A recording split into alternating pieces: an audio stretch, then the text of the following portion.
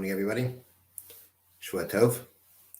Mitzvah Samachtes. Mitzvah Leisasir Shalasais Avu Mishpat. Prohibition against committing injustice in rendering a judgment. Shenamar, as the pasuk states, Leisasa Avu Mishpat. The Torah speaks to a dayan, to a judge, and says, "Do not do injustice in judgment." Pirush, what does that mean? Shalazaka says Sachayev, V'Lachayev says Zakai. Very simple.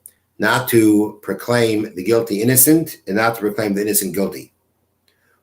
Or whether it's guilt in the sense of guilt of doing something wrong or obligation. Including this prohibition of not doing injustice in a judgment is not to drag out the judgment. After the judge already has clear in his mind which way to judge. Nonetheless, but basically he keeps dwelling at length on clear matters in order to cause distress to one of the litigants. Yeah, this judge doesn't like the guy, and whatever it is, he's just dragging things out in order to make him suffer. Well, that's including this prohibition. Although this all is included in Avel. This is all included in injustice. Next mitzvah, a prohibition against showing honor to an important person when it comes to judgment. As the pasuk says, you shall not give honor to the great person. Pirish, meaning, two people come in front of a judge for judgment. One is a gadol, an important person. The other one is a small person, not an important person.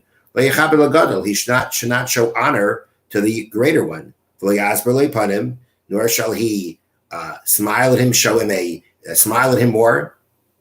And not ask and not inquire into his well for more than his friend.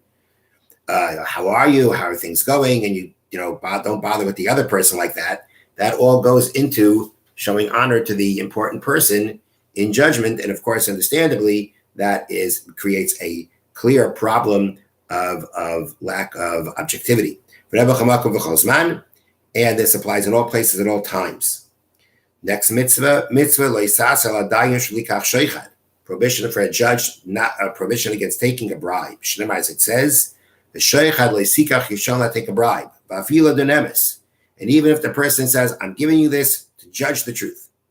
If a judge were to take a bribe, he's obligated to give it back. And even bribery, 3 words, is forbidden. Flattery is forbidden. Basically for the judge to want to accept flattery about himself, that's also going to be considered, that's also included in this prohibition. Whoever does give the bribe in whatever form is causing the judge to sin and therefore transgressing the prohibition of not to cause someone to stumble. With Sachar Batola. Now, Chavetz Chaim says Sachar Batola means paying wages for the fact that he can't work. Let me take that back. Paying wages for the fact that he's not working. It's very clear that this judge, while he is judging, is giving up his time by which he can make money and support himself. So what do? So you pay him for the fact that while he is judging you, he is not out there making money. You're paying him for that, for the fact that the service he's rendering you causes him a loss of wages, of being able to make money. So that's what you pay him for now. That's permissible to take. Taking from both litigants equally. To go ahead and take money for the fact that now that you're judging, causes you the inability to make money and support yourself, that's okay, but you have to take it from both sides equally. Have a wonderful day.